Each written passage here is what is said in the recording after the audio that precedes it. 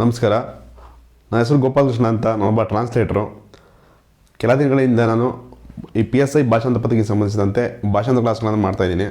ಈಗಾಗಲೇ ತುಂಬ ಒಂದು 25-30 ಕ್ಲಾಸ್ ಮಾಡಿದ್ದೀನಿ. ಈ ಕಳೆದ ಒಂದು 3-4 ಕ್ಲಾಸಿಂದ ಟ್ರಾನ್ಸ್ಲೇಷನ್ಗೆ ಉಪಯೋಗ ಆಗೋ ರೀತಿಯಾಗಿ ಕೆಲವೊಂದು ಗ್ರಾಮರ್ ಕ್ಲಾಸ್ಗಳನ್ನು ಮಾಡ್ತಾಯಿದ್ದೀನಿ. ಆ ಗ್ರಾಮರ್ ಕ್ಲಾಸ್ಗಳು ಆ ಗ್ರಾಮರ್ ಕ್ಲಾಸ್ಗಳು ಬಟ್ಟಿದ್ದಾರೆ ಒಂದು 4-5 ಗ್ರಾಮರ್ ಕ್ಲಾಸು. ಆ 4 ಗ್ರಾಮರ್ ಕ್ಲಾಸನ್ನು ನೀವೇನೋ ನೋಡಲಿಲ್ಲ ಅಂತಂದರೆ ಈ ವಿಡಿಯೋ ಕೆಳಗಡೆ ಆ ಪ್ಲೇ ಲಿಸ್ಟ್ನ ಲಿಂಕನ್ನು ಹಾಕಿರ್ತೀನಿ, ನೋಡ್ಕೊಂಬನ್ನಿ. ನಾನು ಅಷ್ಟು ಆ 4 ವಿಡಿಯೋಗಳನ್ನು ನೀವು ನೋಡ್ಕೊಂಬಂತಂದರೆ ಈಗ ಮಾಡ್ತಿದ್ದ ಕ್ಲಾಸ್ ನಿಮ್ಗೆ ಅರ್ಥವಾಗುತ್ತೆ. ಈ ಭಾಷಾಂತರಕ್ಕೆ ತುಂಬ ಒಂದು ಪ್ರಮುಖವಾದ ಒಂದು ಘಟ್ಟ, ತುಂಬ ಪ್ರಮುಖವಾದ ಒಂದು ಭಾಗ ಅದೊಂದು. ಅಂದರೆ ತುಂಬ ಪ್ರಮುಖವಾಗಿ ಬೇಕಾಗಿರ್ತಕ್ಕಂಥ ಭಾಗ. ಭಾಷಾಂತರ ಕಲಿಯೋದು ಕೇಳಲ್ಲ, ಇಂಗ್ಲೀಷ್ ಕಲಿಯೋದು ಸಹ ನಿಮಗೆ ತುಂಬ ಬೇಕಾಗಿರ್ತಕ್ಕಂಥ ಒಂದು ಇಂಗ್ಲೀಷ್ನ ಒಂದು ಭಾಗ ಅದು. ಮತ್ತು ನಿಮಗೆ ಒಂದು ಈ ವಿಡಿಯೋವನ್ನು ನೋಡಿ ನಿಮಗೆ ಒಂದು 75-80% ನಿಮಗೊಂದು ಟ್ರಾನ್ಸ್ಲೇಷನ್ ಕಲ್ತಂಗೆ ಆಗುತ್ತೆ.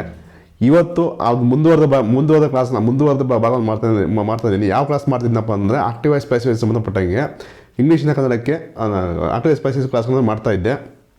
ಇವತ್ತು ಸಹ ನಾನು ಆಕ್ಟಿವ್ ವಾಯ್ಸ್ ಕ್ಲಾಸೇ ಮಾಡ್ತಾಯಿದ್ದೀನಿ. ಇಲ್ಲಿ ಒಂದು ವಾಕ್ಯ ಬರ್ಕೊಂಡಿದ್ದೀನಿ. ನಿಮಗೆ ಹಿಂದಿನ ವಿಡಿಯೋಗಳನ್ನ ನೋಡ್ಕೊಂಬಂದ್ರೆ ನಿಮ್ಗೆ ನೀಟಾಗಿ ಅರ್ಥವಾಗುತ್ತೆ. ನೋಡಿಲ್ಲ ಅಂತ ನೋಡ್ಕೊಂಬನ್ನಿ. ಇಲ್ಲೊಂದು ವಾಕ್ಯ ಬರ್ಕೊಂಡಿದ್ದೀನಿ. ಈ ವಾಕ್ಯ ಏನಿದೆಯಪ್ಪ ಅಂದರೆ the patient is being shifted by some boys to hospital ಅಂತ ಇದೆ. ಈ ವಾಕ್ಯ ಬಂದು ಕಂಟಿನ್ಯೂಸ್ ಪ್ರೆಸೆಂಟು ಆಕ್ಟಿವ್ ವಾಯ್ಸಲ್ಲಿದೆ. ಆಕ್ಟಿವ್ ವಾಯ್ಸ್ ಎಲ್ಲ ಪ್ಯಾಸಿವ್ ವಾಯ್ಸಲ್ಲಿದೆ. ಕಂಟಿನ್ಯೂಸ್ ಪ್ರೆಸೆಂಟೆನ್ಸು ಪ್ಯಾಸಿವ್ ವಾಯ್ಸಲ್ಲಿದೆ. ಕಂಟಿನ್ಯೂಸ್ ಪ್ರೆಸೆಂಟು ಪ್ಯಾಸಿವ್ ವಾಯ್ಸ್ ಇದೆ. ಕಂಟಿನ್ಯೂಸ್ ಪ್ರೆಸೆಂಟೆನ್ಸ್ ಪ್ಯಾಸಿವ್ ವಾಯ್ಸ್ ಹೆಂಗೆ ಗೊತ್ತಾಯ್ತಪ್ಪ ಅಂತಂದರೆ ನಮಗೆ ಕಂಟಿನ್ಯೂಸ್ ಪ್ರೆಸೆಂಟೆನ್ಸ್ ಪ್ಯಾಸಿವ್ ವಾಯ್ಸ್ ನಿಯಮ ನಮಗೆ ಗೊತ್ತಿರಬೇಕಾಗುತ್ತೆ. ನಾನು ಹಿಂದೆ 3 class active voice passive voice ಸಂಬಂಧಪಟ್ಟಂಗೆ ಒಂದು 4 ಕ್ಲಾಸ್ ಮಾಡಿದ್ದೀನಿ. ನೀವು ಸ್ಟಾರ್ಟಿಂಗಿಂದ ವಿಡಿಯೋ ನೋಡ್ಕೊಂಡು ನಿಮ್ಗೆ ಆಕ್ಟಿವ್ ವಾಯ್ಸ್ ಪ್ಯಾಸಿವ್ ವಾಯ್ಸ್ ನಿಯಮಗಳು ಅದೆಲ್ಲ ಹೇಳಿದ್ದೀನಿ. ಅಲ್ಲಿ ಆ ನಿಯಮಗಳನ್ನು ಬೋರ್ಡ್ ಬರೆದಿದ್ದೀನಿ ಮತ್ತು ನಿಮ್ಗೆ ಬರ್ಕೊಳಕ್ಕೂ ಹೇಳಿದ್ದೀನಿ. ಆ ನಿಯಮಗಳು ಒಂದು ಕಡೆ ಬರ್ಕೊಂಡಿರ್ಬೇಕಾಗುತ್ತೆ. ಆ ನಿಯಮಗಳು ನೋಡಿ ನಿಮಗೆ ಗೊತ್ತಾಗುತ್ತೆ. ಆ ನಿಯಮ ಕಂಟಿನ್ಯೂಸ್ ಪ್ರೆಸೆಂಟೆನ್ಸ್ ಪ್ಯಾಸಿವ್ ವಾಯ್ಸ್ನ ನಿಯಮ ಏನಪ್ಪ ಅಂತಂದರೆ ಸಿ ಪ್ರೆಸೆಂಟು ಪ್ಯಾಸಿವ್ ವಾಯ್ಸ್ನ ನಿಯಮ ಏನಪ್ಪ ಅಂತಂದರೆ ಆಬ್ಜೆಕ್ಟು, ಆ್ಯಮು,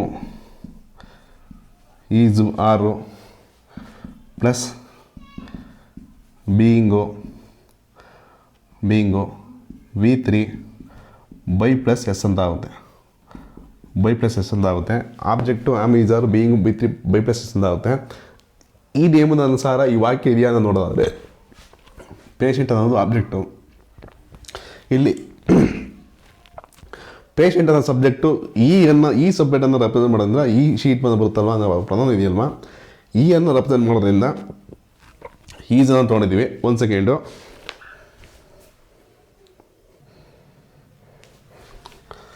ಇಲ್ಲಿ ಪೇಷಂಟ್ ಅನ್ನೋದು ಪೇಷಂಟ್ ಯಾಕೆ ನೋಡಿದೆ ಅಂದರೆ ಪೇಷಂಟ್ ಅನ್ನೋದು ಈ ಏನೋ ಸಬ್ಜೆಕ್ಟ್ ಬರೋದ್ರಿಂದ ಈ ಈಸ್ ಆಗೋದ್ರಿಂದ ಪೇಷಂಟ್ ಅನ್ನೋದು ಈ ಬರೋದ್ರಿಂದ ಇಲ್ಲಿ ಈಸ್ ಅಂತ ತೊಗೊಂಡಿದ್ದೀವಿ. ಈ ರೂಲ್ಸ್ ಪ್ರಕಾರ ಇದು ಆಮ್, ಈಸ್, ಆರ್ 3 ಇದೆ. ಇಲ್ಲಿ ಐ ಬಂದರೆ ಆಮ್ ತೊಗೊಳಕ್ಕಾಗುತ್ತೆ, ಈ ಶೀಟ್ ಬಂದರೆ ಈಸ್ ತೊಗೊಳಕ್ಕಾಗುತ್ತೆ, ಯು ದೇ ಬಂದರೆ ಆರ್ ತೊಗೊಳಕ್ಕಾಗುತ್ತೆ, ಯು ದೇ ಬಂದರೆ ಆರ್ ತೊಗೊಳಕ್ಕಾಗುತ್ತೆ. ಇಲ್ಲಿ ಈ ಸಬ್ಜೆಕ್ಟನ್ನು ರೆಪ್ರೆಸೆಂಟ್ ಮಾಡೋದ್ರಿಂದ ಈಸ್ ಅಂತ ತೊಗೊಂಡಿದ್ದೀವಿ. ಈಸ್ ಬೀಯಿಂಗ್ ಅಂದರೆ ರೂಲ್ಸ್ ಪ್ರಕಾರ ನಿಯಮದಲ್ಲಿ ಬೀಯಿಂಗ್ ಎಲ್ಲ ಬೀಯಿಂಗ್ ಇರುತ್ತೆ. ಬೀಯಿಂಗ್ ಅಲ್ಲೇ ಇರುತ್ತೆ. ಅದು ನಿಯಮ ಪ್ರಕಾರ ಇರಬೇಕಾದ್ರೆ ಇದೇನು ತೋರಿಸುತ್ತೆ, ಕಂಟಿನ್ಯೂಟಿ ತೋರಿಸುತ್ತೆ. ಅಂದರೆ ಕ್ರಿಯೆ ಚಾಲ್ತಿಯಲ್ಲಿ ಇರೋದನ್ನು ತೋರಿಸುತ್ತೆ. ಬೀಯಿಂಗ್ ಅಂತ ಆಯಿತು. ಈಸ್ ಬೀಯಿಂಗ್ ಶಿಫ್ಟೆಡ್ ಅನ್ನೋದು ವರ್ಬ್ 3 ಅಂದರೆ ಯಾವುದೇ ಕ್ರಿಯಾಪದದ ವರ್ಬ್ 3 ಫಾರ್ಮನ್ನು V3 ಫಾರ್ಮನ್ನು ಪ್ಯಾಸಿವ್ ವಾಯ್ಸ್ ವಾಕ್ಯದಲ್ಲಿ ಬಳಸಬೇಕಾಗುತ್ತೆ. ಶಿಫ್ಟೆಡ್ ಅಂತ ಇದೆ, V3 ಫಾರ್ಮ್ ಇದು. ಬೈ ಅನ್ನೋದು ಸಬ್ಜೆಕ್ಟು. ಬೈ ಅನ್ನೋದು ಒಂದು ರೂಲ್ಸ್ ಪ್ರಕಾರ ಬೈ ಅನ್ನೋದು ಇದೆ. ಸಬ್ಜೆಕ್ಟ್ ಬಂದು ಸಮ್ ಬಾಯ್ಸ್ನ ಸಬ್ಜೆಕ್ಟ್ ಆಗುತ್ತೆ. ಇದು ಆಬ್ಜೆಕ್ಟ್. ಇದು ಪೇಷಂಟ್. ನೀವು ಜಸ್ಟ್ ಇದು ನೋಡಿ ಇದನ್ನು ನೀನು ನೌನನ್ನು ನಾಮಪದ ನೋಡಿ ನಾವು ಸಬ್ಜೆಕ್ಟು ಅದು ಸಬ್ಜೆಕ್ಟ ಇಲ್ಲ ಆಬ್ಜೆಕ್ಟ್ ಕಳ್ಕೊಬಾರ್ದು. ಕ್ರಿಯಾಪದ ನೋಡ್ರಿ. ನಮಗೆ ಈ ಕ್ರಿಯಾಪದ ನೋಡ್ರೆ ಇಲ್ಲಿ ಬಂದಿರ್ತಕ್ಕಂಥ ಪದ ಇಲ್ಲಿರ್ತಕ್ಕಂಥ ವಾಕ್ಯ ಅಂದರೆ ನಾಮಪದ ಅಲ್ಲ ಒಟ್ಟು ಪದ ಬಂದು ಅದು ಸಬ್ಜೆಕ್ಟ ಇಲ್ಲ ಅಂದರೆ ಆಬ್ಜೆಕ್ಟ್ ನಮಗೆ ಗೊತ್ತಾಗುತ್ತೆ. ಇದ್ರ ಮೇಲೆ ಡಿಪೆಂಡ್ ಮಾಡೋಕೆ ಇದು ಸಬ್ಜೆಕ್ಟ ಇಲ್ಲ ಆಬ್ಜೆಕ್ಟ್ ಅನ್ನೋ ಈ ಕ್ರಿಯಾಪದ ನೋಡಿ ಡಿಪೆಂಡ್ ಮಾಡೋಕ್ಕಾಗುತ್ತೆ. ಸಬ್ಜೆಕ್ಟ್ ಆಯಿತು. ಟು ಅನ್ನೋದು ಪ್ರಿಪೋಷನ್ ಆಯಿತು. ಇಷ್ಟು ಗುರ್ತು ಮಾಡ್ಕೊಂಡ ನಂತರ ಕನ್ನಡ ಅನುವಾದ ಮಾಡೋಣ. ಈ ನಿಯಮ ಅಳಿಸಾಕಿರ್ತೀನಿ. ನೀವು ಹಿಂದಿನ ವಾಕ್ಯಗಳನ್ನ ನೋಡ್ಕೊಂಡು ಈ ನಿಯಮಗಳನ್ನ ಬರ್ಕೊಳ್ಳಿ. ಇಲ್ಲಿ ಪೇಷಂಟ್ ರೋಗಿಯನ್ನು ನೋಡಿ. ಆಬ್ಜೆಕ್ಟನ್ನು ಕನ್ನಡ ಬರಬೇಕಂದ್ರೆ ಅನ್ನನ್ನು ಸೇರಿಸಲೇಬೇಕು. ಅನ್ನನ್ನು ಇಲ್ಲ ಗೇನ ಸೇರಿಸಲೇಬೇಕಾಗುತ್ತೆ. ರೋಗಿಯನ್ನು ಆಬ್ಜೆಕ್ಟ್ಗೆ ಅನ್ನು ಸೇರಿಸಬೇಕು. ರೋಗಿಯನ್ನು ಆಬ್ಜೆಕ್ಟನ್ನು ಫಸ್ಟ್ ಆಬ್ಜೆಕ್ಟ್ಲಿ ಸಬ್ಜೆಕ್ಟ್ ಇರಲಿ. ಮೊದಲನೇ ಪದನ ಬರೆದು ವಾಕ್ಯ ಟ್ರಾನ್ಸ್ಲೇಷನ್ ಮಾಡಿದ ನಂತರ ವಾಕ್ಯದ ಕೊನೆ ಬರಬೇಕಾಗುತ್ತೆ. ಟು ಹಾಸ್ಪಿಟಲ್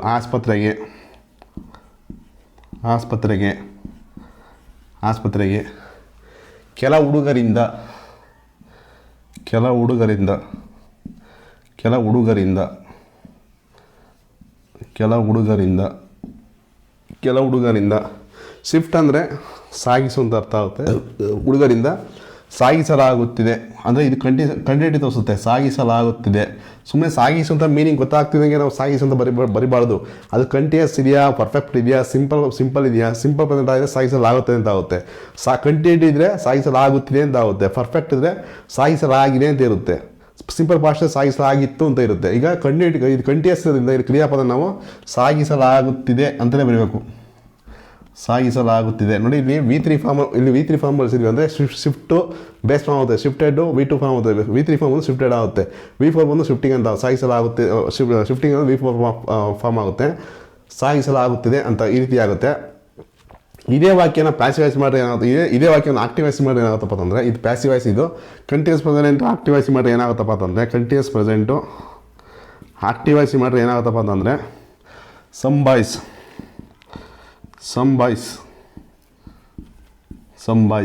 ಇದು ಈ ಕಂಟಿನ್ಯೂಸ್ ಪ್ರೆಸೆಂಟೆನ್ಸು ಆಕ್ಟಿವೈಸನ್ ನಿಯಮ ಏನಪ್ಪ ಅಂದರೆ, ಸಬ್ಜೆಕ್ಟು ಹ್ಯಾಮು, ಈಸು, ಆರು, ವಿ3 ಆಬ್ಜೆಕ್ಟು.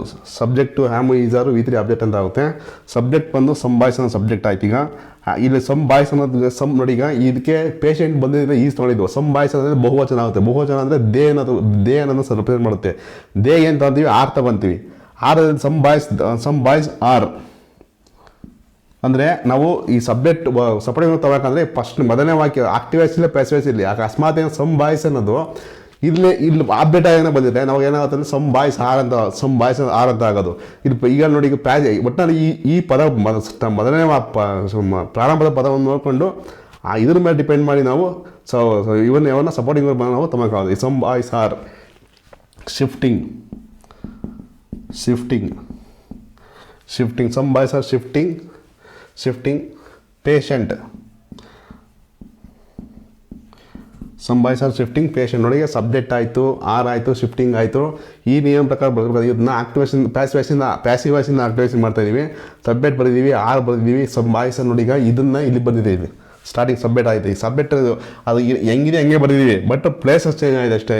ಪ್ಲೇಸ್ ಚೇಂಜ್ ಆಯಿತು. Some boys are shifting object shifting, patient to hospital. ಆಕ್ಟಿವೈಸಿಂದ ಪ್ಯಾಸಿವೈಸ್ ಮಾಡೋಕ್ಕಂದ್ರೆ ನಾವು ಸಬ್ಜೆಕ್ಟು ವರ್ಬು ಆಬ್ಜೆಕ್ಟು ಇಷ್ಟನ್ನು ಮಾತ್ರ ನಾವು ಬದಲಾವಣೆ ಮಾಡೋಕ್ಕಾಗುತ್ತೆ. ಸಬ್ಜೆಕ್ಟು ವರ್ಬು ಆಬ್ಜೆಕ್ಟು ಇಷ್ಟನ್ನು ಮಾತ್ರ ನಾವು ಬದಲಾವಣೆ ಆಗುತ್ತೆ. ಬೇರೆ ಇನ್ನೇನು ಬದಲಾವಣೆ ಮಾಡಬಾರ್ದು. ಇಷ್ಟ ನೋಡೀಗ ಪ್ಯಾಸಿವೈಸ್ ಮಾಡೋಂಥ ಉದ್ದೇಶ ಏನಪ್ಪ ನೋಡೀಗ, ಈ ಬಾಯ್ಸನ್ನು ಬಿಟ್ಬಿಡಿ. ಬಾಯ್ಸನ್ನು ಬಿಟ್ಬಿಟ್ರೆ ರೋಗಿಯನ್ನು ಆಸ್ಪತ್ರೆಗೆ ಸಾಗಿಸಲಾಗುತ್ತಿದೆ ಅಂತ ಆಗುತ್ತೆ. ಅಂದರೆ ಕಂಟಿನ್ಯೂಟಿ ಸಾಗಿಸಲಾಗುತ್ತಿದೆ ಅಂದರೆ ಸಂಬಂಧಿಯಿಂದ ಕ್ರಿಯೆ ನಡೀತಾ ಇದೆ ಅಂತ ಆಗುತ್ತೆ. ಕೆಲವು ಹುಡುಗರಿಂದ ಸುಮ್ಮನೆ ಜಸ್ಟ್ ನಾವು ಏನಪ್ಪ ಅಂದರೆ ಆಕ್ಟಿವೇಷನ್ ಪ್ಯಾಸೇಜ್ ಮಾಡೋಕ್ಕೆ ತೋರಿಸೋಕ್ಕೋಸ್ಕರ ಸಂಭಾಷಣೆ ತೊಗೊಂಡಿದ್ವಿ ಅಷ್ಟೇ. ವಿತೌಟ್ ಸಬ್ಜೆಕ್ಟ್ ವಾಕ್ಯ ಬರೆಯೋದಕ್ಕೋಸ್ಕರ ನಾವು ಪ್ಯಾಸಿವ್ ಸೆಂಟೆನ್ಸ್ನ ಮಾಡ್ತೀವಿ. ಸಬ್ಜೆಕ್ಟಿಗೆ ನೇರವಾಗಿ ನಾವು ಆಕ್ಟಿವೇಷನ್ ಸೆಂಟೆನ್ಸ್ನ ಬರೆದ್ಬಿಡ್ತೀವಿ. ಈಗ ಇದೇ ರೀತಿ ಇನ್ನೊಂದು ವಾಕ್ಯ ಬೇಕಾದ್ರೆ ಮಾಡಿ ತೋರಿಸ್ತೀನಿ, ನೋಡ್ಕೊಳ್ಳಿ.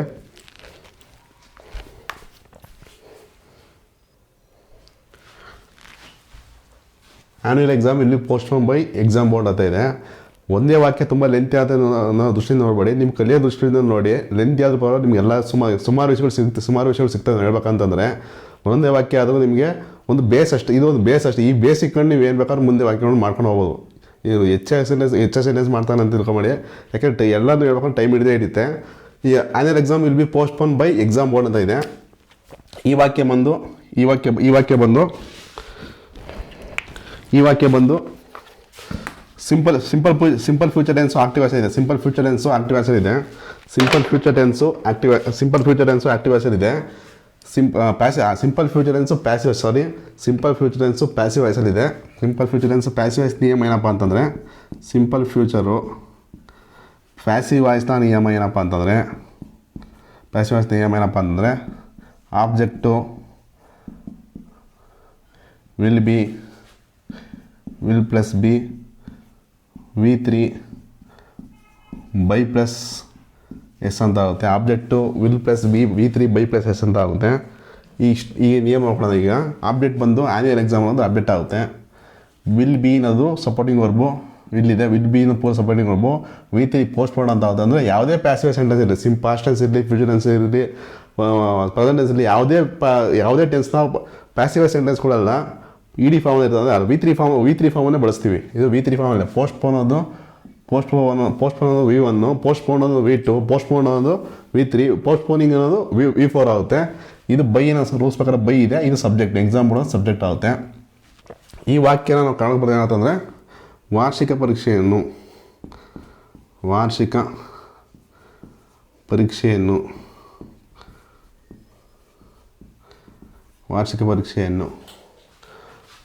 ಪರೀಕ್ಷಾ ಮಂಡಳಿಯಿಂದ ಒಂದು ಫಸ್ಟು ಮೊದಲನೇ ಪದ ಬರೆದ ಮೇಲೆ ವಾಕ್ಯದ ಕೊನೆ ಹೋಗ್ಬೇಕಾಗುತ್ತೆ. ಪರೀಕ್ಷಾ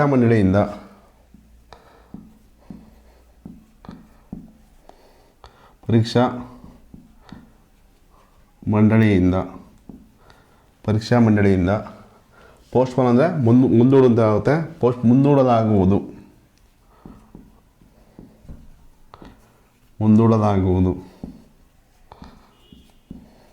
ಮುಂದೂಡಲಾಗುವುದು.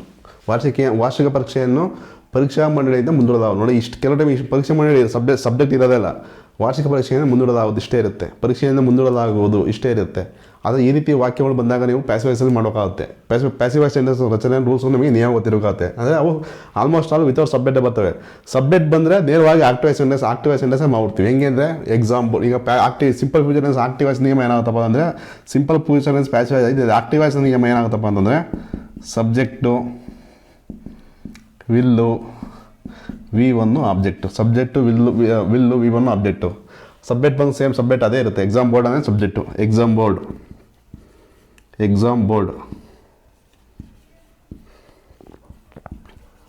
Will, exam board will. ಇಲ್ಲಿ ವಿ1 ಪೋಸ್ಟ್ಪೋನ್ನ ವಿ1 ರೂಪ ಪೋಸ್ಟ್ಪೋನ್.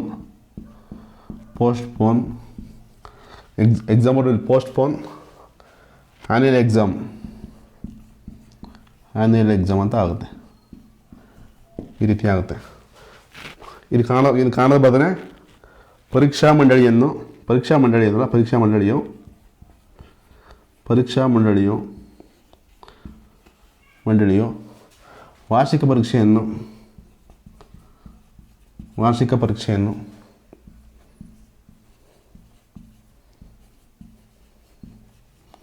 ವಾರ್ಷಿಕ ಪರೀಕ್ಷೆಯನ್ನು ಮುಂದೂಡುವುದು.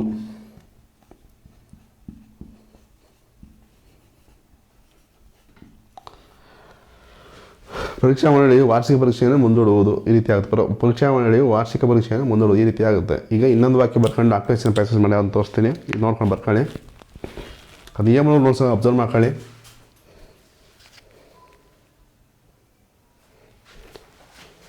ಈಗ ಇನ್ನೊಂದು ವಾಕ್ಯ ಅಂತ ಹೇಳಿದ್ದೀನಿ. ಈ ವಾಕ್ಯ ಬಂದು ಆಕ್ಟಿವ್ ವಾಯ್ಸ್ ಪರ್ಫೆಕ್ಟ್ ಪ್ರೆಸೆಂಟೆನ್ಸ್ ಇದೆ. ಸಬ್ಜೆಕ್ಟ್ ಇದು ಆಕ್ಟಿವ್ ವಾಯ್ಸ್ ಪರ್ಫೆಕ್ಟ್ ಪ್ರೆಸೆಂಟೆನ್ಸ್ ನಿಯಮ ಏನಪ್ಪ ಅಂತಂದರೆ ಫಸ್ಟು ಪರ್ಫೆಕ್ಟ್ ಪ್ರೆಸೆಂಟೆನ್ಸು ಪ್ರೆಸೆಂಟು.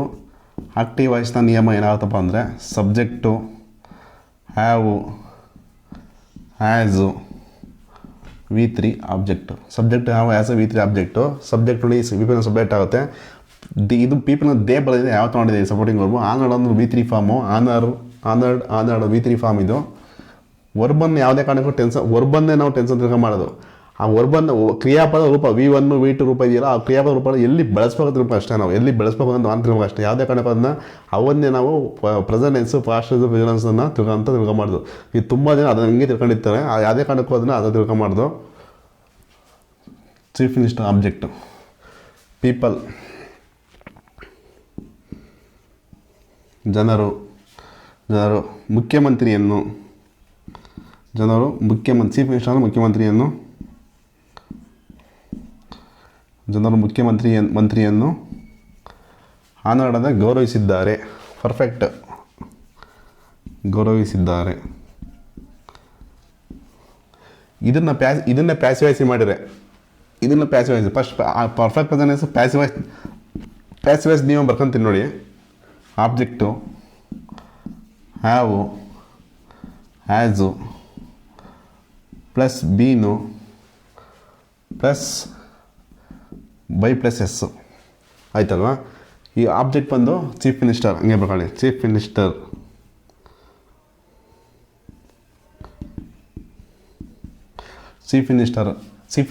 ಇಲ್ಲಿ ಯಾವ ಆ್ಯಸ್ ಎರಡು ಇದೆ. ಇಲ್ಲಿ ಚೀಫ್ ಮಿನಿಸ್ಟರು ಈಗ ಬರೋದ್ರಿಂದ ಈ ಅನ್ನೋ ಪ್ರಧಾನ ಸಬ್ಜೆಕ್ಟ್ನ ರೆಪ್ರೆಸೆಂಟ್ ಮಾಡೋದ್ರಿಂದ chief minister as has honoured,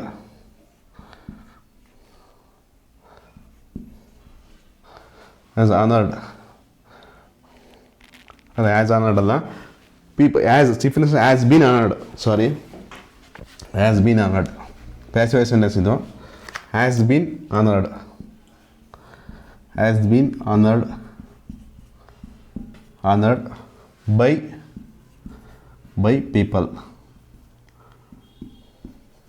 people, ಮುಖ್ಯಮಂತ್ರಿಯನ್ನು ನೋಡಿ, ಆಬ್ಜೆಕ್ಟನ್ನು ಬರೀಬೇಕು ನೋಡಿ, ಇಲ್ಲೂ ಒಂದು ಬಳಸಿದ್ದೀವಿ. ವಿಭಕ್ತಿ ಪ್ರತ್ಯಯನ್ನು ಆಬ್ಜೆಕ್ಟ್ಗೆ ಅನ್ನೊಂದು ವಿಭಕ್ತಿ ಪ್ರತ್ಯಯ ಸೇರಿಸಬೇಕಾಗುತ್ತೆ. ಆಬ್ಜೆಕ್ಟ್ಗೆ ಕರ್ಮಪದ ಯಾವಾಗಲೂ ಅನ್ನೊಂದು ವಿಭಕ್ತಿ ಪ್ರತ್ಯಯನ ಪಡ್ಕೊಳ್ಳುತ್ತೆ. ಅನ್ನು ಇಲ್ಲ ಗೆ ಅನ್ನಕ್ಕೆ ವಿಭಕ್ತಿ ಪ್ರತ್ಯಯನ ಪಡ್ಕೊಳ್ಳುತ್ತೆ. ಮುಖ್ಯಮಂತ್ರಿಯನ್ನು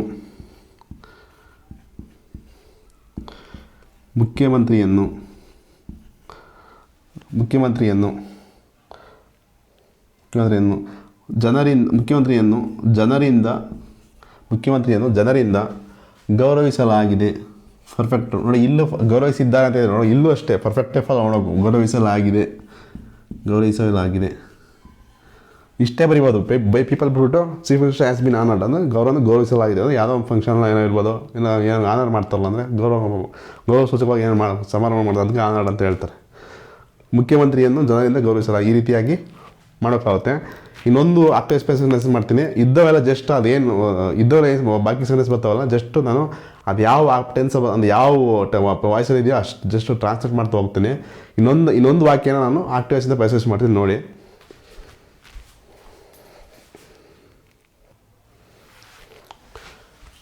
ಈ ವಾಕ್ಯ ಬಂದು ಪರ್ಫೆಕ್ಟ್ ಪ್ರೆಸೆಂಟೆನ್ಸು ಆಕ್ಟಿವ್ ವಾಯ್ಸ್ ಇದೆ. ಪರ್ಫೆಕ್ಟ್ ಪ್ರೆಸೆಂಟೆನ್ಸು ಆಕ್ಟಿವ್ ವಾಯ್ಸ್ ಇದೆ.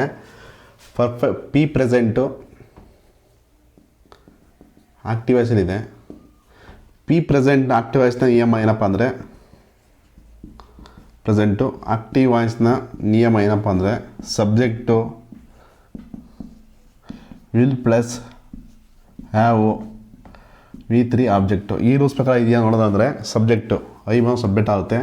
Will have supporting verb, learn ಅನ್ನೋದು V3 ಫಾರ್ಮು, ಲರ್ನ್ ಅನ್ನೋದು V3 ಫಾರ್ಮು, ಇದು ಆಬ್ಜೆಕ್ಟು. ಬೈ ಟುಮಾರೋ ಅನ್ನೋದು ಒಂದು ಪ್ರಿಪೋಷನ್ನು.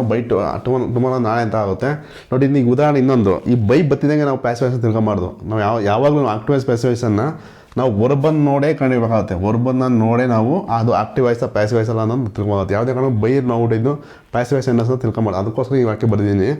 ಈಗ ನೋಡಿ, ಈಗ ಆಕ್ಟಿವ್ ಏನು ನೋಡಿ, ಈ ವಾಕ್ಯ ಏನು ಬರೋದು ಏನಾಗ್ತಂದರೆ, ನಾನು ನಾಳೆ ಬೈ ಟುಮಾರೋ ಅಂದರೆ ಇದು ಬೈನ ಟೈಮ್ಗೂ ಸಹ ಯೂಸ್ ಮಾಡ್ತೀವಿ. ಬೈ ಈವ್ನಿಂಗ್, ಬೈ 6 o'clock ಅಂದರೆ ಬೈಯಿಂದ ಏನು ಕೊಡ್ತಾರೆ, ಬೈ 6 o'clock ಅಂದರೆ 6 ಗಂಟೆ ಒಳಗಾಗಿ, ಬೈ ಟುಮಾರೋ ನಾಳೆ ಒಳಗಾಗಿ, ಬೈ ಒಂದು ವರ್ಷ ಒಳಗಾಗಿ, ಈ ರೀತಿಯಾಗಿ ಬಳಸೋದಕ್ಕೋಸ್ಕರ ಬೈಯನ್ನು ಬಳಸ್ತೀವಿ. ಬೈ ಟುಮಾರೋ ಅಂದರೆ ನಾಳೆಯೊಳಗಾಗಿ.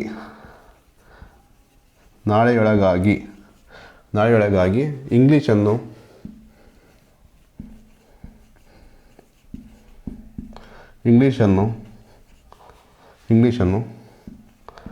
ಕಲಿತಿರುವೆನು. ಅಂದರೆ ಕೆಲಸನ ಮಾಡಿ ಮುಗಿಸಿರ್ತೀನಿ. ಮುಂದೆ ಭವಿಷ್ಯದಲ್ಲಿ ಮಾಡಿ ಕೆಲಸ ಮುಗಿಸೋದನ್ನು ನಾವು ಈಗಲೇ ಹೇಳ್ತೀವಿ ಅಂದರೆ ಅದನ್ನ ಪರ್ಫೆಕ್ಟ್ ಪ್ರೆಸೆಂಟೆನ್ಸ್ ಬಳಸ್ತೀವಿ. ಕಲಿತಿರುವೆನು ಅಂತ ಆಗುತ್ತೆ. ಇದೇ ವಾಕ್ಯನ ಪ್ಯಾಸಿವ್ ವಾಯ್ಸ್ ಮಾಡಿದ್ರೆ ಏನಾಗುತ್ತಪ್ಪ, ರೂಲ್ಸ್ ನಿಯಮ ಏನಪ್ಪ ಅಂದರೆ object will plus have plus been by plus s ಅಂತ ಆಗುತ್ತೆ. ಈ ರೂಲ್ಸ್ ಪ್ರಕಾರ ಬರೆಯೋದು ಇದು English object. English will have been learned. ಇದು ಸಪೋರ್ಟಿಂಗ್ ವರ್ಬ್. ಇದು ವಿಲ್ ಹ್ಯಾವ್ ಬೀನ್ ಅನ್ನೋ supporting verb. Will have been learned ಅಂದ್ರೆ V3 ಫಾರ್ಮ್. ಇದು ಲರ್ನ್ಡ್ ಅನ್ನೋದು ಇಲ್ಲಿ V3 ಫಾರ್ಮ್ ಬಿಟ್ಟಿದ್ದೀನಿ ಅನಿಸುತ್ತೆ. ಇಲ್ಲಿ V3 ಅಂತ ಹಾಕೊಂಡಿದೆ. ಅಂದರೆ ಪ್ಯಾಸಿವ್ ವಾಯ್ಸಲ್ಲೆಲ್ಲ V3 ಬಳಸ್ತೀವಿ. ಪ್ಯಾಸಿವ್ ವಾಯ್ಸಲ್ಲೆಲ್ಲ V3 ಬಳಸ್ತೀವಿ.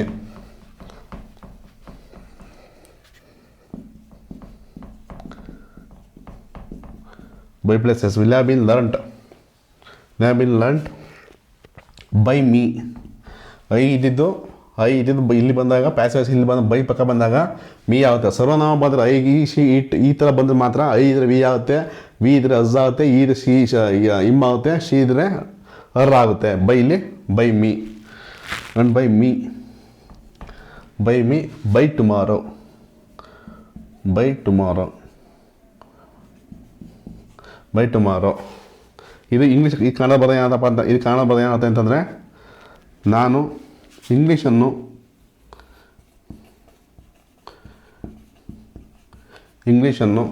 ನಾಳೆಯೊಳಗಾಗಿ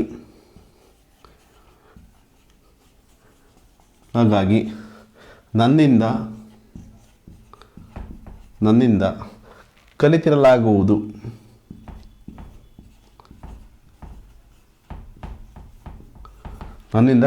ಇಂಗ್ಲೀಷನ್ನು ನಾಳೆಯೊಳಗಾಗಿ ನನ್ನಿಂದ ಕಲಿತಿರಲಾಗುವುದು ಅಂತ ಆಗುತ್ತೆ. ಅಂದರೆ ನಾಳೆ ಕೆಲಸನ ಕ್ರಿಯೆಯನ್ನು ಮಾಡಿ, ಅಂದರೆ ಭವಿಷ್ಯತ್ ಕಾಲದಲ್ಲಿ ನಾನು ಕ್ರಿಯೆಯನ್ನು ಮಾಡಿ ಮುಗಿಸೋದನ್ನು ಈಗಲೇ ಹೇಳ್ತೀವಿ. ಹೆಂಗೆ ಅಂದರೆ, ನಾನು 1 ವರ್ಷದೊಳಗಾಗಿ ಡಿಗ್ರಿಯನ್ನು ಮುಗಿಸಿರುವನು, ನಾನು 1 ವರ್ಷದೊಳಗೆ ಕೆಲಸವನ್ನು ತೆಗೆದುಕೊಂಡಿರುವೆನು. ಅಂದರೆ ಪರ್ಫೆಕ್ಟ್ ಫ್ಯೂಚರ್ ಅಂದರೆ ಮುಂದೆ ಮಾಡಿ ಮುಗಿಸೋದನ್ನು, ಪರ್ಫೆಕ್ಟಾಗಿ ಮಾಡಿ ಮುಗಿಸೋದನ್ನು ನಾವು ಈಗಲೇ ಹೇಳ್ತೀವಿ. ಅದಕ್ಕೋಸ್ಕರ ನಾವು ಪರ್ಫೆಕ್ಟ್ ಫ್ಯೂಚರ್ ಟೆನ್ಸನ್ನು ಬಳಸ್ತೀವಿ. ಈಗ ನೆಕ್ಸ್ಟು ಬೇರೆ ಹಾಕಿ ತಗೊಂಡು ಮಾಡ್ತೀನಿ.